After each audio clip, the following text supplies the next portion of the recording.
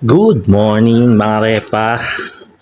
So, na naman tayo nag-aabang ng mga ibon natin na kinarga gabi sa Kabanatuan. So, time check 7:30 AM na ng umaga. Sakto lang yung gising natin. Gala natin, late na tayo ng gising. So, ito lang laman ng lock natin ngayon kasi apat ang kinarga natin kahapon. So, abang-abang na tayo, repa. Ang datingan nga pala nila, repa,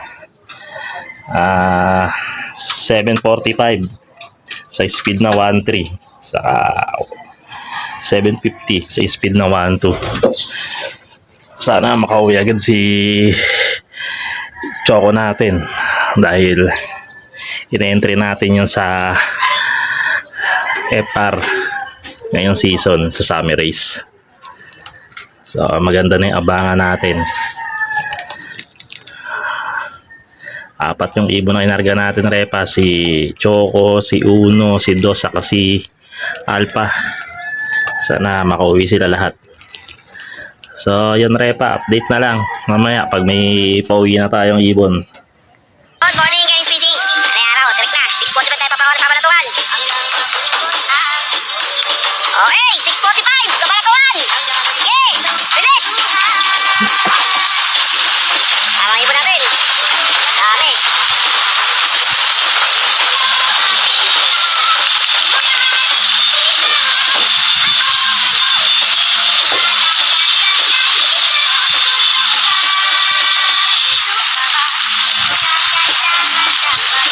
Dami ibon, oh.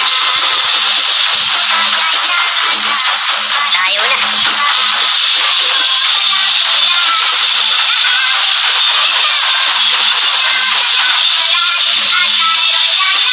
Diba, ikot pa. Tayo pa kasi lumalabas sa truck.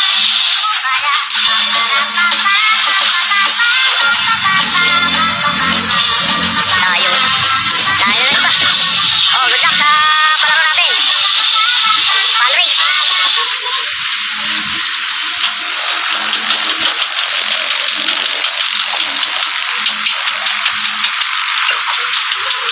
May lumalabas pa rin. Tayo pa lumalabas. Ay, isa-isa. Please, mawala yung ibon.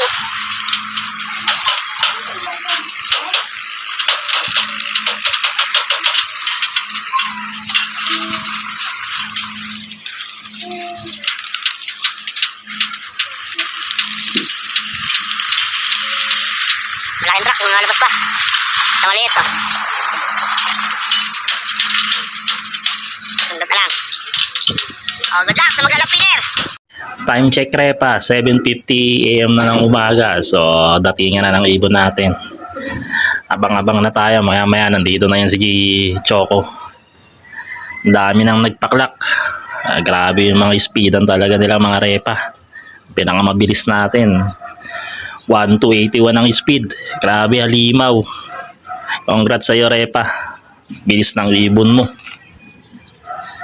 So tayo, abang-abang na rin tayo, mga repa.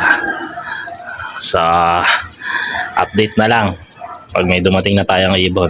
Pero sigurado naman si Choco ang mauuna dun sa mga binitawan natin. Yan, repa. Update na lang. Nandito na isa natin, repa. Nandito na si Choco. Yan, repa. Wait lang. Kulak lang natin, repa.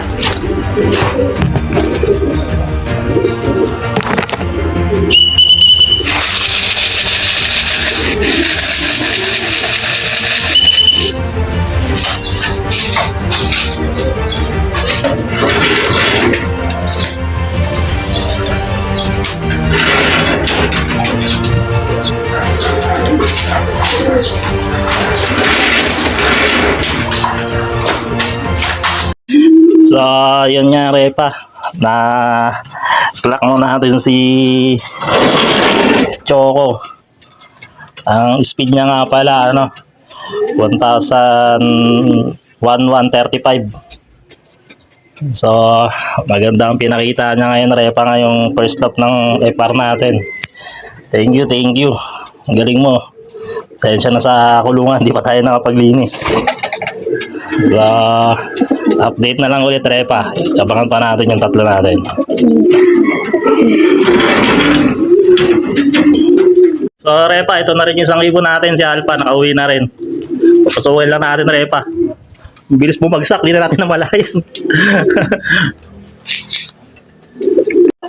So, yun nga, Repa, napapasok na natin si Alpha. Second bird natin. 8 AM siya dumating ng umaga. Dalawa na ibon natin, Repa. Dalawa na lang inaabangan natin. Si Uno na lang at Dos. So, ang speed niya pa naman 1,000 ang speed ni Alpha, Repa nung umuwi siya. Medyo okay pa naman. 9 wings lang yan kasi naglaglag siya ng pakpak, pero kinaraga pa rin natin. So, yun, Repa. Abang-abang ulit tayo.